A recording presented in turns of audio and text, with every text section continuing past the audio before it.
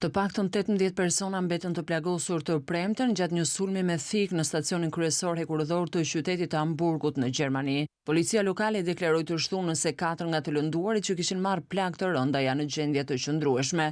Agentët arrestuan një grua 39 vjeçare gjermane në vendin e ngjarjes që u verifikua rreth orës 18 me orën lokale.